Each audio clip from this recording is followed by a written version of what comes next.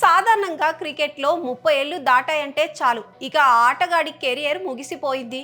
కొత్త కుర్రాళ్లకు అవకాశాలు ఇవ్వాలి అనే అభిప్రాయాలు బలంగా వినిపిస్తూ ఉంటాయి.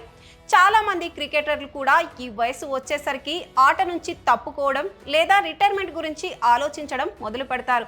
కానీ 33 ఏళ్ల వయసులో, అది ఏకంగా ప్రతిష్టాత్మకమైన భారత టెస్టు జట్టు నుంచి పిలుపు అందుకొని ఒక్కసారిగా క్రికెట్ ప్రపంచాన్ని షాక్ గురి చేశాడు ఒక వెటర్నర్ ప్లేయర్. ఆయనే మధ్యప్రదేశ్కు చెందిన స్టార్ ఆల్రౌండర్ సరాంశ్ జైన్.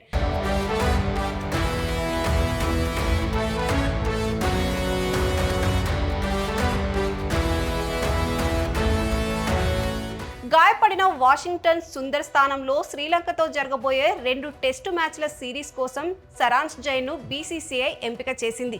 ఈ అకస్మాత్తు ప్రకటనతో ఒక్కసారిగా ఎవరి సరాంశ్ జైన్, ఈ వయసులో అతడికి ఎందుకు అవకాశం ఇచ్చారు అంటూ క్రికెట్ అభిమానుల్లో సోషల్ మీడియాలో పెద్ద ఎత్తున చర్చ మొదలైంది. మరి ఎవరి సరాంశ్ జైన్, అతడి వెనుక ఉన్న సుదీర్ఘమైన కష్టమేమిటి?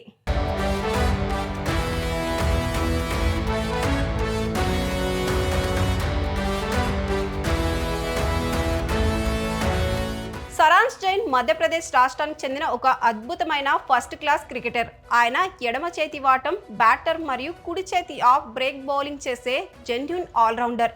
టీమిండియాలో వాషింగ్టన్ సుందర్ చేసే పాత్రను ఈయన కూడా చక్కగా పోషించగలడు.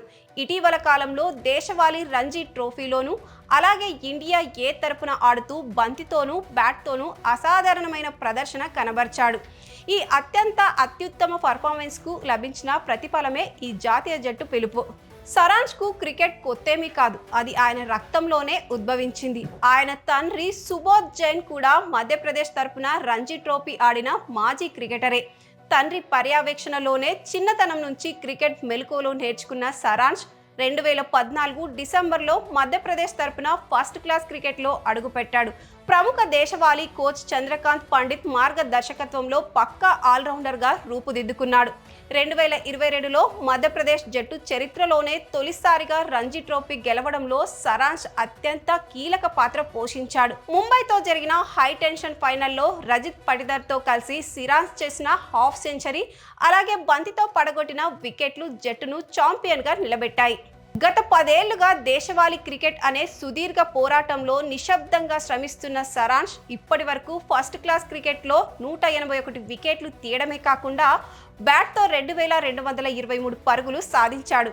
10 ఏళ్ల శ్రమకు రాని గుర్తింపు ఇటీవల శ్రీలంక ఏతో జరిగిన అనధికారిక టెస్టు మ్యాచ్లతో లభించింది.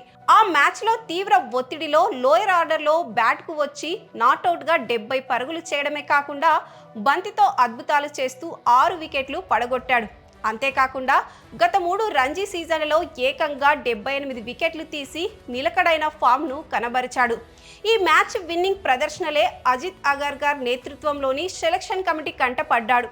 ఆసియా పరిస్థితుల్లో లోయర్ ఆర్డర్ బ్యాటింగ్ చేయగల, స్పిన్ తిప్పగల ఒక పర్ఫెక్ట్ ఆల్రౌండర్ కోసం చూస్తున్న సెలెక్టర్లకు సరాంశ్ జైన్ రూపంలో సరైన ప్రత్యామ్నాయం దొరికింది.